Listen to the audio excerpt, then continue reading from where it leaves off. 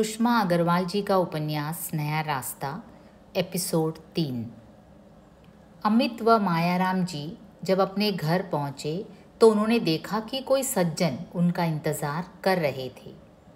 बात करने पर पता चला कि वे उसी शहर के एक धनी व्यक्ति थे जिनका नाम धनीमल था। मायाराम जी व धनीमल जी की कुछ समय तक बातें होती रही। धनीमल जी अपनी बेटी सरिता का रिश्ता लेकर आए थे। उन्होंने उसका फ़ोटो मायाराम जी के सामने रख दिया।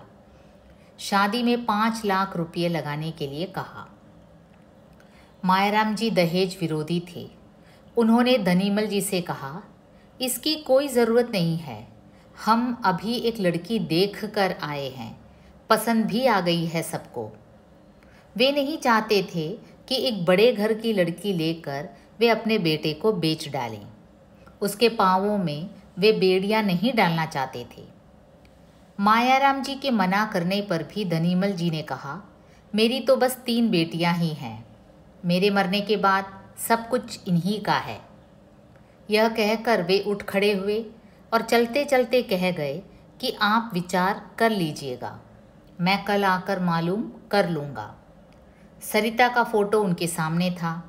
माताजी, पिताजी, अमित व उसकी बहन सभी ने उस पर विचार किया। उनकी कुछ समझ में नहीं आ रहा था कि क्या किया जाए। तभी उनके पिताजी बोले, भाई लड़की तो मीनू भी अच्छी है, साधारण परिवार की है तो क्या हुआ, पढ़ी लिखी है, काफ़ी गुणवती लगती है। उसके बात करने का तौर तरीका मुझे बहुत पसंद आया। माताजी शायद कुछ पैसे की तरफ झुक चुकी थी। वह बोली, रूप रंग में तो कम धनीमल जी की लड़की भी नहीं है। फ़ोटो दिखाते हुए बोली, देखो फ़ोटो, कैसे तीखे नाक नक्श हैं इसके, और भाई तौर तरीके आदत का तो साथ रहने पर ही पता चलता है।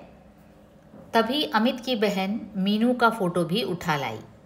सरिता और मीनू दोनों के फ़ोटो सामने रख कर देखने लगी।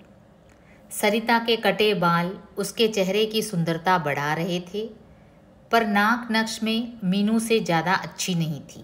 तभी अमित ने माताजी से प्रश्न किया, माँ, बड़े घर की लड़की क्या तुम्हारे साथ रह सकेगी? क्या हमारे घर के वातावरण में घुल मिल सकेगी? माँ को लगा शायद अमित सरिता के रिश्ते को तैयार नहीं है, इसलिए वह बोली, बेटे व्यवहार का तो किसी का भी पता नहीं है, न तो सरिता के बारे में ही कुछ कहा जा सकता है और न ही मीनू के बारे में। व्यवहार का तो साथ रहने पर ही पता चलता है। फिर भी माँ देख लो तुम ही, कहकर अमित चुप हो गया।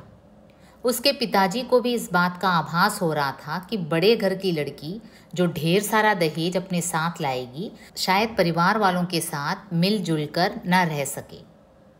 परंतु अमित की माँ ने तो धन के सपने देखने शुरू कर दिए थे, इसलिए उनके तर्कों के सामने मायाराम जी की एक न चली। अंत में यही निश्चय किया गया कि सरिता का रिश्ता मंजूर किया जाए और मीनू के यहाँ मना करने का पत्र लिख दिया जाए। लड़के वालों के दिल में भी अंतर्द्वंद होता है जब किसी लड़की को देखने के बाद उसका रिश्ता लेने से इनकार कर देते हैं। वही अंतर्द्वंद अमित के परिवार के सभी सदस्यों के हृदय में था। मीनू के यहाँ कैसे मना किया जाए, सभी इस सोच में लगे थे। तभी माताजी को एक युक्ति सूझी। वह बोली, मीनू की बहन कैसी लगी? मीनू की बहन तो मीनू से ज़्यादा सुंदर है ही, पिताजी ने उत्तर दिया। पर तुम यह सब क्यों पूछ रही हो? रिश्ता मीनू का लेने गए थे, न कि उसकी बहन का। अरे तुम समझते नहीं हो, माताजी बोली। कल ही उन्हें पत्र लिख दो कि हमें तुम्हारी छोटी बेटी पसंद है। यदि आप हमारे यहाँ शादी करना चाहते हैं तो मीनू से नहीं बल्कि आशा से कर दें। तो इससे क्या होगा? पिताजी बड़े विस्मित स्वर में बोले। अरे होगा क्या, छोटी बेटी की शादी बड़ी से पहले थोड़े ना कर देंगे, बस रिश्ता अपने आप ही छूट जाएगा। माताजी बड़ी प्रसन्न मुद्रा में बोली, जैसे उन्होंने कोई महत्वपूर्ण योजना बनाई हो। परंतु यह क्रूर योजना पिताजी के समझ में नहीं आई। वह किसी लड़की वाले का दिल नहीं दुखाना चाहते थे, परंतु पत्नी के जोर देने पर उन्हें पत्र लिखना ही पड़ा। पत्र लिखते समय पिताजी बोले, अरे अमित की माँ, मुझसे तो यह सब नहीं हो पा रहा है।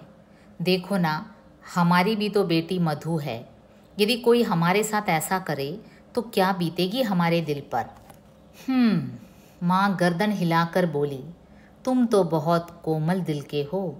जब पैसा पास होता है तो कोई लड़की घर में नहीं बैठी रहती है, अच्छी से अच्छी जगह रिश्ता हो जाता है। अमित की माँ पिताजी को उकसाती रहीं और पत्र लिखने को मजबूर कर दिया। पत्र लिखने के बाद पिताजी को लगा कि शायद उनसे कोई घोर अपराध हो गया है। उनकी मनस्थिति विकल हो गई। उन्हें आभास था उस पीड़ा का, उस दुख का जो पत्र मिलने के बाद लड़की वालों को होना था।